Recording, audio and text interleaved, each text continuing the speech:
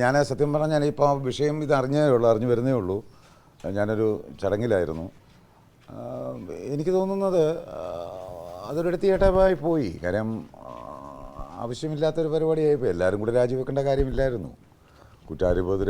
ആരോപിതരായിട്ടുള്ള ആൾക്കാർ മാത്രം രാജിവെച്ചാൽ മതിയായിരുന്നു. ഒരു അനിശ്ചിതത്വം ഉണ്ടായില്ലേ അംഗങ്ങളിൽ. ഞാൻ അംഗമല്ല എങ്കിലും ഞാനും കൂടെ ഒരു സ്ഥാപക അംഗമായ ഒരു സംഘടനയാണല്ലോ. അപ്പോൾ തീർച്ചയായിട്ടും അതിൻ്റെ ഒരു വിഷമം എനിക്കുണ്ടാവും. ആ വിഷമം ഞാൻ പ്രകടിപ്പിക്കുന്നു.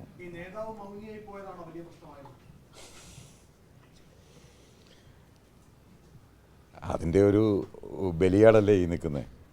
അദ്ദേഹത്തിൻ്റെ ആ മൗനം കാരണം. അല്ലെങ്കിൽ ഞാനും ഇങ്ങനെ നിൽക്കേണ്ടി വരുമല്ലോ. എനിക്ക് അതിനെക്കുറിച്ച് അത്രേ പറയാനുള്ളൂ.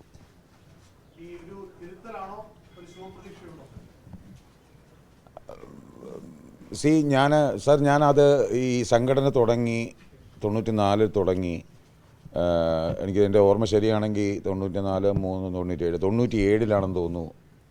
അന്ന് കൂടിയ ജനറൽ ബോഡിയിൽ ഞാൻ, മഹേഷ്, ഇടവേള ബാബു, പിന്നെ ഒരാളും കൂടെ ഉണ്ട്. ഞങ്ങളെല്ലാവരും കൂടി യുവ തുർക്കികൾ എന്നും പറഞ്ഞ്, തിരുത്തൽവാദികൾ എന്നും പറഞ്ഞുകൊണ്ട് അന്നത്തെ പ്രമുഖ പത്രങ്ങളിലെല്ലാം ഫ്രണ്ട് പേജിൽ മധുസാറായിരുന്നു അന്ന് പ്രസിഡൻ്റായിട്ട് വന്നത്. അങ്ങനെ വന്നതാണ്. അതൊരു കാലം, അതിനിപ്പോൾ പറഞ്ഞിട്ട് കാര്യമില്ല. അപ്പോൾ ആ തിരുത്തൽവാദം എന്നുള്ള സംഭവമല്ല, ശരിപക്ഷവാദം എന്നൊരു ഒരു എന്താ പറയുക, ഒരു ആശയമാണ് ഞാൻ ആ സംഘടനയ്ക്ക് നേരെ ഉയർത്തിയിട്ടുള്ളത്. അവർ എന്നോട് പ്രതിപക്ഷം എന്ന് പറഞ്ഞ് അതിനകത്തൊരംഗം എന്നെ, ഷമ്മി തിലകനെ പോലെയുള്ള പ്രതിപക്ഷം ഈ സംഘത്തിൽ വന്നെങ്കിൽ മാത്രമേ, ഈ സംഘടനയിൽ വന്നെങ്കിൽ മാത്രമേ ഈ സംഘടന നന്നാവുകയുള്ളൂ എന്ന് അന്ന് പറഞ്ഞു 2018. അന്ന് ഞാൻ അവരോട് പറഞ്ഞത്, ഞാൻ പ്രതിപക്ഷമല്ല, പ്രതിപക്ഷം. പ്രതി എന്ന് പറഞ്ഞാൽ നമ്മളെന്താ പറയുന്നത്, പ്രതിസ്ഥാനം, അങ്ങനൊരു സ്ഥാനമുണ്ടല്ലോ. അതുകൊണ്ട് ഞാൻ പ്രതിപക്ഷമല്ല, ശരിപക്ഷമാണെന്ന് ഞാൻ അന്ന് പ്രസ്താവിച്ചതായിരുന്നു. പക്ഷേ എൻ്റെ ശരി അവർക്ക് കണ്ടെത്താൻ കഴിഞ്ഞില്ല. അതുകൊണ്ട് ഞാൻ പുറത്താകേണ്ടി വന്നു. അല്ല, അത് പറയേണ്ട കാര്യമില്ലല്ലോ സാർ. നമ്മൾ തെറ്റ് ആര് ചെയ്താലും, ഇപ്പോൾ ചെറുതായിക്കോട്ടെ വലുതായിക്കോട്ടെ, ഇന്നയാളെന്നൊന്നുമില്ല. ആര് തെറ്റ് ചെയ്താലും ആ തെറ്റ് തിരിച്ചറിഞ്ഞ് അത് തിരുത്താനായിട്ടുള്ള ഒരു മനസ്സ് കാണിക്കുക.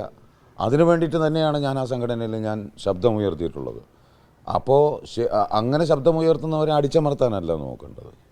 നമ്മളിൽ എന്തെങ്കിലും തെറ്റുണ്ടോ, നമ്മുടെ ശ്രീനാരായണ ഗുരു പറഞ്ഞ പോലെ കണ്ണാടി നോക്കി നമ്മളെ അറിയുക. അതാണ് അവിടുത്തെ കുഴപ്പം.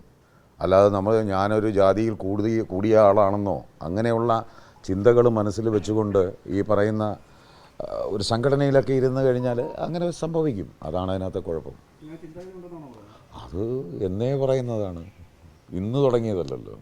പ്രസിഡന്റ് ഇപ്പോഴും പ്രതികരിച്ചിട്ടില്ല. ഞാൻ പറഞ്ഞു കഴിഞ്ഞു, അദ്ദേഹത്തിൻ്റെ പ്രതികരണശേഷി ഒരുപക്ഷെ നഷ്ടപ്പെട്ടതായിരിക്കാം. എനിക്കങ്ങനെയൊന്നും തോന്നുന്നില്ല. പക്ഷേ ഒരുപക്ഷെ എൻ്റെ അച്ഛൻ അങ്ങനെ തോന്നുന്നു. ഞാനത് മുമ്പും പറഞ്ഞു, എനിക്കങ്ങനെയൊന്നും തോന്നുന്നില്ല. കാര്യം അങ്ങനെ ഒരു ഒരു പ്രതികാര മനോഭാവത്തോടു കൂടിയുള്ള പെരുമാറ്റത്തിന് വേണ്ടിയുള്ള കാര്യങ്ങളൊന്നും അവർ എന്നോട് വ്യക്തിപരമായിട്ട് ചെയ്തതായിട്ട് ഞാൻ കരുതുന്നില്ല. ചെയ്തിട്ടുണ്ടെങ്കിൽ കൂടിയും അതിനെ ഞാൻ അങ്ങനെ തന്നെ കണ്ടിട്ടുള്ളൂ. പക്ഷേ എൻ്റെ അച്ഛനോട് ചെയ്തത് ഭയങ്കരമായ തെറ്റാണ്, അനീതിയാണെന്നുള്ളത് ഒരു കോടതി തന്നെ സ്ഥിരീകരിച്ചിട്ടുള്ളതാണ്. അപ്പോൾ പിന്നെ അപ്പോൾ അച്ഛനെ സംബന്ധിച്ചിടത്തോളം ഒരുപക്ഷെ അച്ഛൻ മനസ്സിൽ വിചാരിക്കുന്നുണ്ടാകാം, കാവ്യനീതി അങ്ങനെയുള്ള പല വാക്കുകളും ഒരുപക്ഷെ അദ്ദേഹം മനസ്സിൽ കാണുന്നുണ്ടാകാം.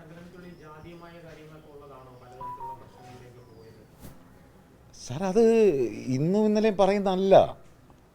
സ്ഥാപിതമായപ്പോൾ മുതൽ അതിൻ്റെ ഒരു ജാതിമായ സംഭവം തന്നെയാണ് നടന്നു വന്നിട്ടുള്ളത്. അതിനല്ലെന്ന് പറഞ്ഞു കഴിഞ്ഞാൽ ഞാൻ സമ്മതിക്കില്ല. തെളിവ് വേണമെങ്കിൽ നമുക്ക് ഹാജരാക്കാനായിട്ട് കയ്യിലുണ്ട്, ആ രേഖ കയ്യിലുണ്ട്.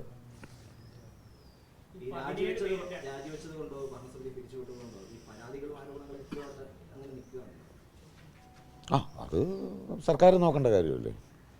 അതിന് അവർക്ക്, അല്ലെ നിങ്ങൾക്ക് പോലും റോളില്ല ഇനി അവിടെ, അല്ലേ? നിങ്ങൾക്ക് കാര്യങ്ങൾ അവതരിപ്പിച്ചു, നിങ്ങളത് സത്യസന്ധമായിട്ട് എല്ലാവരും കൃത്യമായിട്ട് നിങ്ങളുടെ ജോലി ചെയ്തു എന്നല്ലേ പറയാം. ഇനി ബാക്കി കാര്യം നോക്കേണ്ട സർക്കാരാണ് എന്നാണ് എൻ്റെ വിശ്വാസം. ഒളിച്ചോട്ടമാണെന്ന് പറയാൻ പറ്റുമോ? ഇല്ല, ഒളിച്ചോട്ടമാണെന്ന് പറയാനും ഉത്തരം മുട്ടലാണെന്നാണ് എനിക്ക് തോന്നുന്നത്. കാര്യം നമുക്ക് ചോദ്യങ്ങൾക്ക് മറുപടി പറയാനില്ലാതെ വരുമ്പോൾ നമ്മൾ എന്താ ചെയ്യുന്നത്? അതിനൊരു ഒളിച്ചോട്ടെന്ന് പറയാൻ പറ്റില്ല.